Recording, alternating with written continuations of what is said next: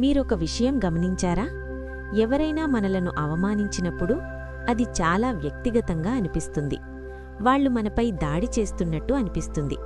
కానీ చాలాసార్లు అది నిజమైన కథ కాదు.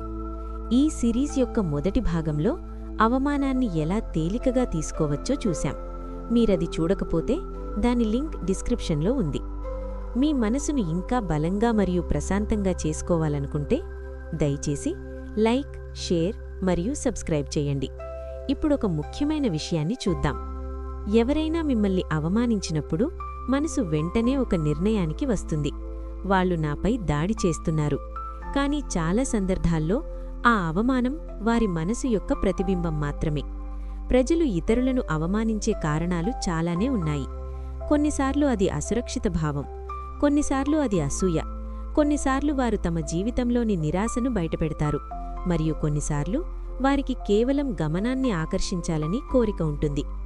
నిజమైన ఆత్మవిశ్వాసమున్న వ్యక్తికి ఇతరులను కిందకు లాగాల్సిన అవసరం ఉండదు. కానీ లోపల చిన్నతనం అనుభవించే వ్యక్తి ఇతరులను చిన్నగా చూపించడానికి ప్రయత్నిస్తాడు. ఈ విషయం అర్థమైనప్పుడు మీ లోపల ఒక మార్పు జరుగుతుంది. కోపంతో స్పందించడం బదులుగా ఆ ప్రవర్తన వెనుక ఉన్న మనోవిజ్ఞానాన్ని చూడడం ప్రారంభిస్తారు. మహాభారతంలోని అనేక కథల్లో శ్రీకృష్ణుడు మానవ స్వభావంలోని బలహీనతలను బాగా అర్థం చేసుకున్నాడు.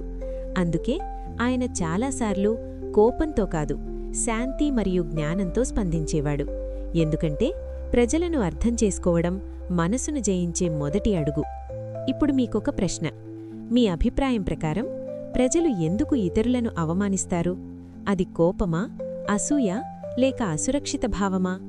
కామెంట్స్లో చెప్పండి. ఇది మైండ్ మాస్టరీ సిరీస్ భాగం 2. తదుపరి వీడియోలో మనం మరో ముఖ్యమైన నైపుణ్యాన్ని నేర్చుకుంటాము. ఎవరైనా మిమ్మల్ని ప్రేరేపించినప్పుడు ఎలా ప్రశాంతంగా ఉండాలి.